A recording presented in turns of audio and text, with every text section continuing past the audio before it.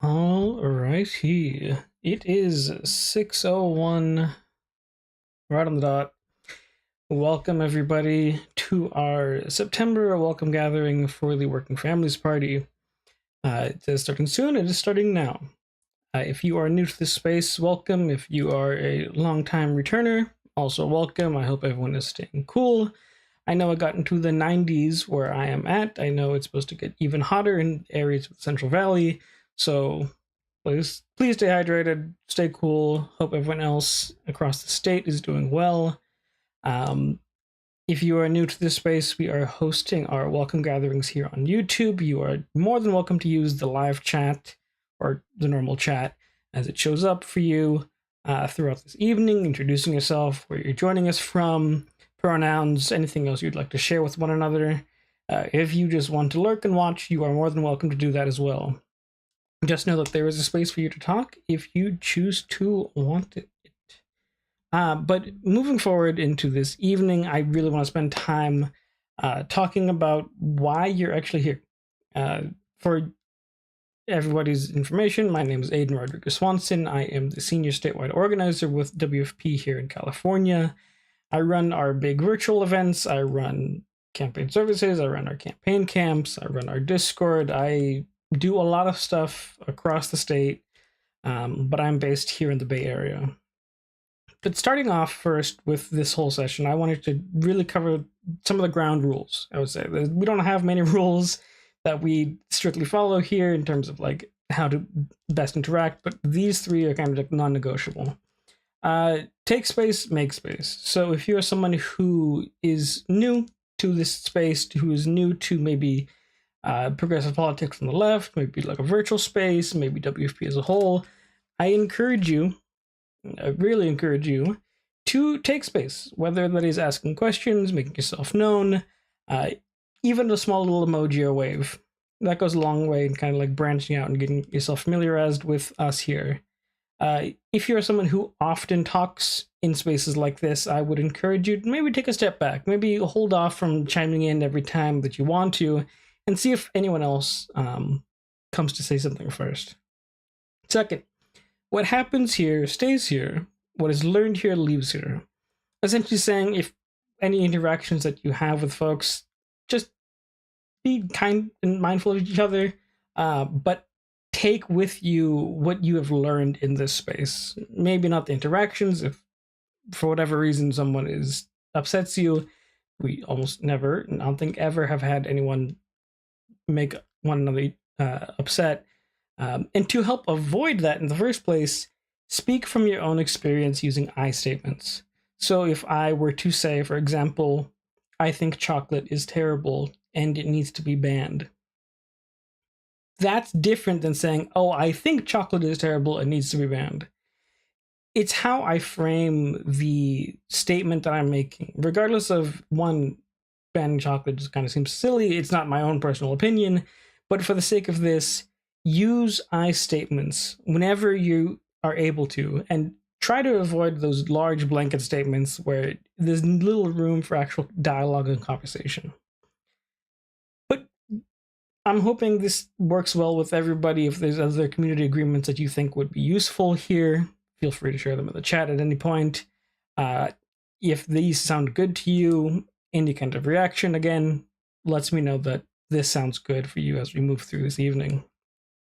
If my voice sounds any bit hoarse or rougher than normal, just know that I've been in meetings since 10 a.m. today. It is one of those days. But this is always one of my favorite parts, interacting with folks across the state, new and old. But moving forward from here, you are mostly interested in who we are as WFP. So who are we? And where to best start with that? Not necessarily our history, but really focusing on what makes us who we are. And what makes us who we are really revolves around our theory of change and being the party that we need. So our theory of change and what we mostly focus on is centered around our North Star. And this came after a lot of conversations. This is not something that someone randomly one day decided, like, hey, this should be our North Star. This was after a lot of conversations with partners, folks within WFP, folks within the movement, around how we should frame who we are moving forward. And so I'll read it aloud here for folks. Our North Star, as WFP, is to build a multiracial, feminist, working people's political party of the American left that wins governing power to enact a structural reform agenda to save the planet and all the people on it. Now, it's pretty straightforward. There's a lot condensed into this single sentence, so let me break it down a bit, just so it's very clear for everybody what it is that we are doing. First, highlighting who we are building with. Multiracial, feminist, working people's political party. Already explicitly saying this is who we want to build with. No questions asked there. The second piece, what we are aiming to win. And that is governing power. It's not enough to be like, oh, we hope to achieve this policy, this policy. Governing power allows us to enact those policies that are at the last point, being save the planet and all the people on it. Now, these can show up in a lot of different ways. There's a lot of interpretation of like what save the planet means for a lot of different groups. All the people on it, that one's really straightforward. But I understand there's nuance to these things. But largely, this is our North Star that guides us in the work that we do. So moving from there, where does this North Star actually come from? So the North Star is built out from what we see as 4 of the main struggles in the US. And these struggles are not, one, unique to the US, and not only just unique to the US and not applicable here in California. So these 4, as I've shown them here, the authoritarian white nationalist takeover of the GOP. GOP, of course, meaning Republican Party. The Democratic Party controlled by wealthy and corporate forces. Democrats losing working class people of all races. And then finally, the 2-party system limiting our room to maneuver. Now, there are more struggles than just these 4. These are not end-all be-all. These encompass a lot of stuff. And we could spend hours upon hours talking about how other struggles play a part in this. But for right now, let's keep it to these 4. So first and foremost, and this is very plain to see for a lot of folks as you pay attention to the news, you pay attention to this presidential race, and the past 2 presidential races, and the history of the GOP to begin with, but the authoritarian white nationalist takeover of the GOP. It's moving from just the party of Donald Trump to a party of white nationalism and white nationalism. This poses a very clear and present danger. We see this in manifesting in a bunch of ways. It's the incitements of racial violence, citing quote unquote wokeness, restricting what decisions can be made about our bodies, rising theocracy, open attacks on democracy, and violence against bars or any establishment hosting drag shows, passing laws to erase entire groups of people. Again, this is very easy to see. It's a clear and present danger for a lot of communities that we actively choose to build with. So we are at the forefront of seeing the effects that this has on people on a day-to-day basis, regardless of if it's here in California or nationwide. Now, on the other side of the political spectrum, in terms of the parties that we have, is the Democratic Party. And the Democratic Party is currently controlled by corporate and wealthy forces. When it comes to defending basic societal rights, social rights, the Democratic Party does a decent job. That's an easy thing for them to really embrace and just continue supporting. However, once you get beyond defending basic rights, and I don't want to get too much into that, it really starts to normalize the status quo and refuses to change large standing issues that we see in the electoral system and the economic and tax system. Now, there's a lot of reasons as to why this is a problem, but jumping ahead a bit, this is largely tied to how people see themselves relating to the party. Any party, what the party ends up fighting for in terms of like their stances on issues, in terms of economic issues, in terms of policy, immigration, all of those things, if people can resonate with that, say, hey, this party is fighting actively for what I believe in, they will choose to align themselves with that party. What that looks like, though, in our system is we only have a 2-party system that limits our room to maneuver. And what this ends up looking like is having to deal with these three things amongst others. One, a spoiler problem. The idea that, a third-party candidate running for any office, especially in a one-to-one race, then could take votes away from the more progressive or Democratic-aligned candidate and allow the right-wing candidate to win. It forces the voters themselves to also have to think about strategic voting. Something that we heard a lot about this year is having to choose the lesser of two evils when it came to races. And then from the campaign perspective, it really puts an emphasis on swing voters, the folks that end up voting in high priority areas because of an electoral college system that then flip-flop between election cycles. So the Obama voter, then to the Trump voter, to then a Biden voter, then a Trump voter. The people that do exist and that campaigns spend thousands of dollars trying to persuade back to their side. Now, what does that mean for us? That means that we see, based off of what I mentioned before, of the Democratic Party being controlled by wealth and corporate forces, and the emphasis on the swing voters, we see Democrats losing working class people of all races. And again, this isn't just limited to white people leaving the Democratic Party and be like, okay, we're going to go Republican or independent or what say you. We're seeing this across the board of working class people of all races. And I'll show, I think it's this next slide here. Yes. This next slide, I think, really perfectly, unfortunately, encapsulates and visualizes this issue here. And so what you have here is, over time, where folks have aligned themselves based off of where they are standing within the economic system. So the poorest third being represented by the blue line, the richest third being the red line, the middle third being that gray line, that lightish gray line in the middle. So you can clearly see a very stark split in the 60s of Democrats getting the poorest third, Republicans getting the richest third. As we move along, though, that gap begins to shrink a bit over the 90s and the 2000s, and then, to nobody's surprise, around 2008, you see a very sharp change in terms of where things are heading, to the point where a lot of more rich folks in the top richest third are moving to the Democratic aligned side, and then the poorest third is switching over to the Republican side. Now, there are a lot of factors that play into this. We don't have to discuss everything as to why this is the case, but the main piece of it being, whose values are you seeing aligned within the party leadership is one of the biggest issues there as folks choose and align themselves with political parties.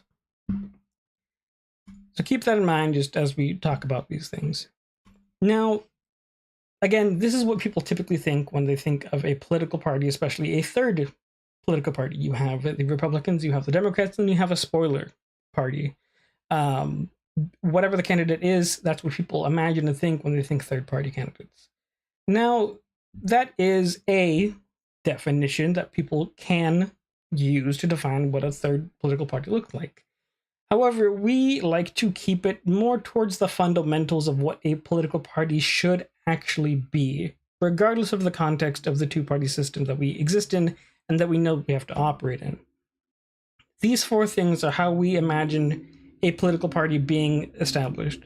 One, it's people organizing together. Two, to do elections. Three, around a platform. And then four, governed by a clear ideology. Now, this is basically, again, the North Star set in a different format, focusing on who we are building with, what we are building toward, and the steps to get there along the way.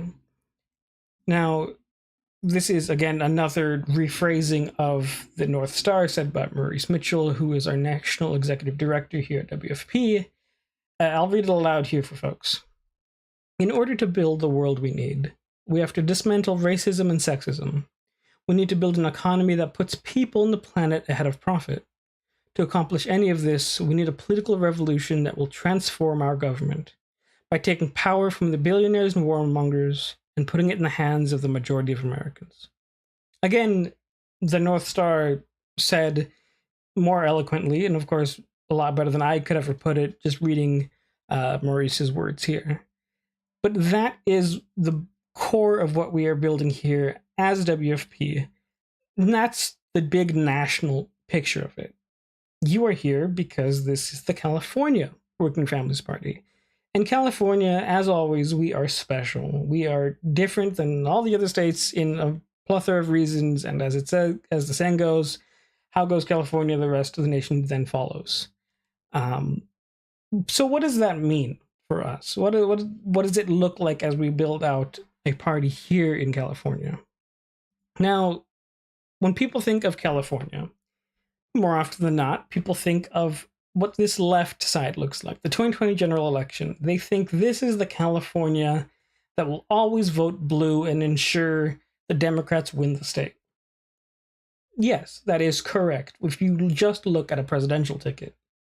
However, if you look even down ballot on the similar election year, you have something like Prop 15, which would work to address statewide rent control and ensure working class people are not priced out and have to deal with absurd rent raises. Again, this is 2020, so this is at the very offset of COVID. We know how things played out from there.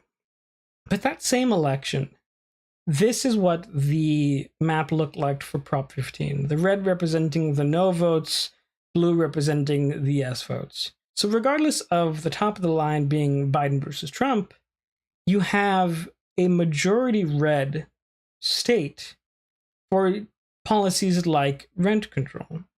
Now, there's a lot of things that go into the politics and the behind-the-scenes stuff as to how something like this ends up failing, and the amount of money spent against these props. That's a separate piece. But just noticing that there is a stark difference. Same election, different policy stuff. So this really shows a more accurate map, I would say, of what California looks like. Yeah, just because of land being a lot of land being red, it doesn't mean that it equates to a large population. But when it comes to policies and bills and legislation that needs to be passed on a local level, this is what we deal with.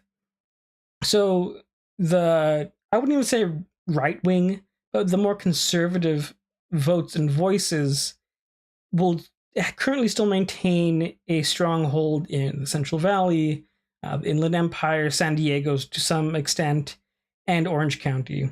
Obviously, this appears in a bunch of different pockets across the state, but this is the general trend that we have noticed over time. Now, how do we actually deal with all of this? This is a massive state, as you have seen. If you've traveled just even an hour, you can be traveling an hour and only travel 10 minutes because you were stuck in traffic, or you can go cover large swaths of land in California. So how exactly did we choose to tackle this? So, contrary to what you might think, staff, myself and the other folks that are on staff here in California, we don't make up the governing body of WFP here in California. Other states do things differently. This is specific to California. So what governs California WFP is our statewide steering committee. And the statewide steering committee is made up of statewide labor unions, statewide community groups, or C4s specifically, and the regional charters. Again, like I mentioned, we are a very massive state. So what does that look like for us? We are broken up into 7 specific regions. Them being the Bay Area, Central Coast, Central Valley, LA County, Orange County, Inland Empire, and San Diego.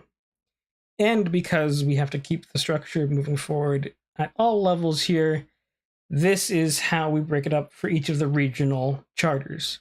Again, being built of labor unions, community C4s, and individual members. This is folks who are individual dues-paying members. They get a representative. The ratio depends on if you're in Bay Area, LA, and the other areas, but dues-paying members have a voice on these regional charters. Now, what do these regional charters actually do?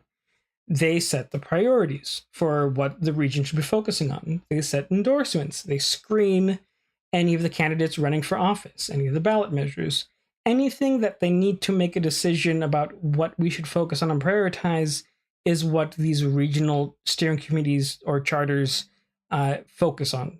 And then again, they are made up of, I'll share on this slide. This is who they are made up of. I don't think we've added anyone new, so this should be the most up-to-date one.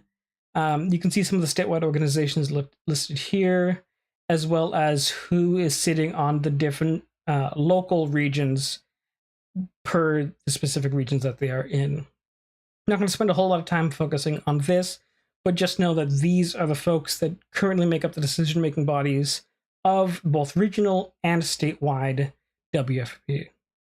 And as always, I should note, and I didn't note at the top, my bad, if you have any questions, if I say anything that just didn't make sense, I gloss over an acronym, please let me know. Say so in the chat, do something. I'm happy to take a break and explain to folks what I was referring to. Now, we are in an election year. And as an election year, we focus on elections. Surprise, surprise. Here in WFP, and here specifically to California WFP, our statewide steering committee met last year, fall, winter of last year, to focus on the strategic directions that we wanted to take to really capitalize on this election year. Yes, it is a presidential election year. We are California. We don't have, I don't know if luxury is the right word, but the luxury of being a swing state or a battleground state. So we have the opportunity to focus on a lot of down ballot stuff that can really make a big difference in ensuring the policies that we want passed get passed. We'll talk about that in a second here. But we wanted to focus on these three things in this order. One, to expand our state legislative squad. I'll talk about that in a second. In 4 to 5 key races, upgrade from Lib to Dem to more progressive folks, 3 in the Senate, 2 in the Assembly. If that doesn't make sense to you, don't worry, I'll get to it in a couple of slides here. Second, focus on the pipeline development for the local races. So Board of Supervisors, City Council, School Board, Water District, anything else that currently could exist that is running for office on a small local level, focusing on supporting those candidates. And then third, this is kind of taken to the back burner a bit, but work with the federal team to take back 2 to 4 congressional swing seats and expand progressives in Congress. Now, I could spend hours talking about each of these in depth, but I'm going to focus on the first 2 for this evening because this is where we see the largest impact in the work that we do. As I just mentioned, a lot of what we can focus on is changing stuff in the state legislature. I apologize for how this graphic looks. This is the easiest way to actually convey this information, though. So, quick California civics lesson. California has a state legislature that is made up of the Assembly and the Senate. Basically, think of them as the House of Representatives and the equivalent of a Senate that we have nationally. At the very top sits the governor, who ends up and can't veto legislation or chooses to sign it. So there's 3 players in mind: the Assembly, the Senate, the governor. Yes, the courts exist. We're going to put them on the back burner right now. These are how we break down what we see in the Assembly. The Assembly has a total of 80 seats. 62 of those seats are currently Democrats. So 53 votes are needed for a 2/3 supermajority. 41 votes are needed for a majority. The 62 Dems are well beyond both of those thresholds to ensure legislation gets passed. But not all Dems are the same color of blue, I like to say. Some are more purple to red. Some are more orange and progressive, because orange is our color. But this is how we kind of see the breakdown here. Of the 62 Dems, 24 of them are what we would generally call progressive. The ones listed or highlighted in purple here are folks that we have endorsed that are currently in office. Green are open seats. The ones in the black font are just folks in office we haven't endorsed, but they generally fall within the progressive sphere of things. With them, not with them, but like in that general vicinity, are 10 liberal Democrats in the assembly. So, quick math, 24, 10, that gets us to 34. 7 short of the 41 votes needed for a majority. Just a simple majority. On the other side of the spectrum here, you have 28 corporate Dems, and then 18 Republicans. Now, when we need to pass legislation, it, again, very bare minimum. This is not taking into consider any of the committees it needs to push through. You need at least 41 to get it out of the assembly and into the Senate. With this math, we would need 7 corporate Dems. Obviously, likely the Republicans are not going to be the ones to jump over and help out. So 7 votes need to come from the corporate Dems. What does that actually mean? This is where the whole idea of politics being crappy comes from. Because in order to get these corporate Dems, they're corporate Dems for a reason. They are not in the liberal camp because their conscience is like, you know what, I think this would be good for my constituents. Their thinking is like, you know what, this would be good for all the funders that bankrolled my campaign, or the folks that have been lobbying me. So, anytime something needs to pass out of the assembly, even at the bare minimum, not considering the 2/3 supermajority, that's when you get stuff being watered down to a degree where it makes some difference, but not as much as it initially could have. So things like a Green New Deal, statewide rent control, universal single-payer healthcare. A lot of these things, yes, we have the votes if you consider every Dem the same, but because we are short the threshold needed to get even a simple majority, things have to be watered down in order to get those corporate Dem votes, and then we are stuck with piecemeal stuff taking longer than it needs to in order to pass stuff. So, with that said, that's why we're focusing on the state legislature. Moving away from continuing those 28 corporate Dems, chipping away at how much power they have. Yes, getting 7 full seats this cycle would take a lot. We are realistic with our goals, we're not overly ambitious, but it helps us rely less and less on corporate Dems to ensure legislation gets passed. Same thing exists in the Senate. There are 10 progressives, again, in a broad definition of the term, 4 liberal Dems, 18 corporate Dems, 8 Republicans. The Senate is only 40 seats, again, 32 of them being Democrat, 27 needed for a 2/3 supermajority, 21 needed for a majority. 10 and 4 gets us to 14. Again, short 7 votes in order to, bare minimum, pass something out of the Senate. Now, I didn't mention it in the last time, and it's more noticeable here for the Senate, though. Quick civics lesson again, continuation. In order to pass legislation, it has to get through different committees. Each committee is chaired by one individual who has decided, like, okay, this bill can get heard, this bill doesn't get heard. A lot of the chairs in the Senate are held by corporate Dems. So what does that mean? That means a lot of bills have to meet the quote-unquote stamp of approval of these corporate Dems in order to even get heard. They can die with no vote whatsoever if one of these chairs chooses to not have it heard. It doesn't even go to a vote. There's no lobbying done to pressure your member to actually vote there, because they're like, you know what, I don't like this, my funders don't like this bill's gonna die. And that's that bill for the year. Hopefully by next year there might be someone else the chair, but likely not, because these folks are around for 6-year terms and they're not going to shovel around much unless they are pushed out and replaced with someone better come election season. Now, a big key piece here. In both of these previous slides, I've shown how many seats are open respective for each of these. Only 1 seat's open for a progressive spot, 1 open for liberal Dem, 8 corporate Dem seats, the currently held corporate Dem seats, are open this cycle, which means we have an opportunity to pick up a lot more seats here, especially if you get the whole ratios of like how big of an influence one senator has respective to like just getting one assembly member. It's a pretty large change here. So again, priority number 1 of this year, focusing on building out the party squad that we have endorsed here as WFP California. These are all the folks that are going to be on the ballot come November.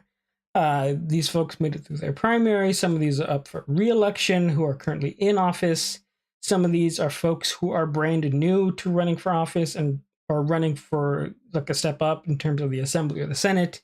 But these are the individuals that we have running for office to hopefully, again, it's not going to take one election cycle to ensure that we have all the votes that we need. We would need at least 14 split among the Assembly and the Senate to get to just the bare minimum, assuming everyone's in full alignment with how things go. We have work to do, but this gets us one step closer to how we are able to pass legislation that we know Californians want to support, already do support. It's just that legislators are not on board. Like I said, we have main priorities this year, but just because our priorities are set one way doesn't mean that the whole world revolves around what we've set as the priorities. So we also spend time fighting back against the recalls that we are seeing against our progressive champions in office. Santa Ana Councilmember Jessie Lopez was one of our first endorsed candidates back in 2020. She ran for the city of Santa Ana, which is in Orange County. Jessie was working class, working families. Yeah, that's me. I'm that person. The Police Officers Association was like, hey, you're being a little too progressive. We need you to dial back. And she was like, no, that's not where my values align. That's not going to help my community grow and like thrive. So they launched a recall attempt against her. They ended up forcing it onto the ballot, just the recall. It was a special election, just the recall on the ballot last October. So almost a year now. This was the new playbook that we are seeing for right-wing forces, targeting progressive champions in office, because they know that they can force these things onto the ballot, and they know that if they shovel out hundreds of thousands of dollars like they did for this race and many others, they can do their best to undermine an election with their own special election that will get smaller turnout. Thankfully, we were able to beat this back with a bunch of labor unions and C4 groups that we had working down in OC. We went down there ourselves in that final week to really ensure that Jessie kept her seat. Again, that was one of the more positive victories. A noticeable victory that folks might be familiar with is the Chesa Boudin recall attempt and success in the city of San Francisco when they recalled their district attorney. That was 2 years ago now. Time flies. But this is something that we are also paying attention to because we know this is a tool that right-wing forces and corporate forces are using to oust our progressive champions. So even if they are spearheaded by right-wing forces initially, we see corporate forces like the Landlord Association, the Apartment Association jumping on board because they see this as an opportunity to sway the council votes. Again, Jessie was a hardcore supporter of renter protections. Landlord Association's Apartment Association was not a fan of that, so they chose to go after her and tag along to that recall attempt to get her out. Thankfully, again, not successful. Another thing that we focus on is ensuring that folks know who their council member is once they get elected to office. We like to host town halls with our elected candidates. Obviously, a lot of work needs to be spent on getting folks into office and then setting up these events. But we held one with Fu Zhang in Merced. We held one with Lisette Espinosa Garnica in Redwood City. The topics can, again, be anything, but we wanted to really highlight to folks in the community the work that our council members, in this case, are doing. Because it's not enough to just remind folks every 4 years, hey, you need to vote for this person. they've been doing a great job engaging people in the political process, engaging people with the decision making, and knowing who their council members are really helps to build that sense of community. So should corporate forces try to recall, should anything happen, there's already a strong foundation for these folks to feel supported and know that their community has their back. Additionally, we host socials often as well. It's not always just work. Yes, socials are part of our work in terms of like making sure folks turn out and are happy, but socials are a great opportunity to just casually meet other folks in your area. Just to make sure, let me do this in the chat. Events. This should show our California WFP Mobilize. It is there now in the chat. Any event coming up will be on our Mobilize. So whether it's a social, town hall, canvas event, you name it, you signed up for this event through Mobilize, so you can see all the other ones that show up there as well. Two that I want to make a note of that are coming up next week. Yeah, a week from today and a week from yesterday. So a week from yesterday, so next Monday, we will have a trivia night in LA with Nick Schultz and Jillian Burgos, both running for state assembly and then LA City Council respectively. All are welcome to this. It is trivia. This is not something that you have to come prepared for political trivia. This is literally just a trivia night that we are hosting and being a part of as WFP. All are welcome. You can see the information there on the screen, as well as signing up to it on Mobilize. That should be listed there for next Monday. Additionally, we are hosting in LA again a debate watch party and postcarding. This is held with LPAC, LA Forward, and us, with Team Isabel Jurado for LA City Council. This is next Tuesday, 6 o'clock. Again, information will be on Mobilize. It's a debate watch party, postcarding. The bar is very low in terms of the amount of stuff that you actually need to do. Don't expect yourself like, hey, you're going to be sent out to Canvas, brand new to this stuff. This is a good opportunity to get to know one another. Our LA organizer, Hannah Kessel, will be at both of these, and you get to meet some of the elected, some of the endorsed candidates, soon to hopefully be, fingers crossed, elected officials after November. Not all of the events that we have coming up are currently listed on Mobilize. We are just getting off of our August slowdown. We took a little bit of a slowdown here as California WFP before the large sprint before Election Day. So more events will be coming up. I think, maybe don't quote me on this yet, we will have an Oakland debate watch party next Tuesday as well. But a lot of these events will be posted on Mobilize, so keep an eye on that at any time. With that, I do want to share who our California WFP team is, in case you are not familiar. Here we have Jane Kim, California Statewide Director, Jorge Contreras, Senior Campaign Manager, as well as Adam Gold, who is Senior Federal Affairs Strategist, as well as shared with us on the California team. And so he works a lot of the congressional work. Now, in terms of the organizers, this is outdated by a single day, as we had just added someone new who will be helping out in San Francisco and the East Bay. So Alicia is being elevated to digital and social media manager. Ellen Beltran will be in charge of San Francisco and the East Bay. I myself am based in the South Bay. I help organizing South Bay stuff, although I'm statewide. James Coleman does the Peninsula. Neil Sanapa does Sacramento, Central Valley, Central Coast. Lauren Nguyen does OC and IE, Orange County and Inland Empire. Hannah Kessel, like I mentioned, LA. And Adriana Luna Cortez is San Diego. If you want to meet with anybody at any point, you can check out our link tree that should be linked in the chat now and sign up for a Calendly that we should all have to meet with any of us about anything that you are curious on. Last but not least, I love sharing these pictures because this is the stuff that folks do outside of just the big electoral work that we're doing all the time. Again, I emphasize the whole idea of us doing socials. We do socials often. Again, August was a bit of a slowdown, so it was hard to like schedule things with people's time, with people being out of the country and such. But these are all socials that we've had. We cover drinks, we cover food. All you have to do is show up and have a good time.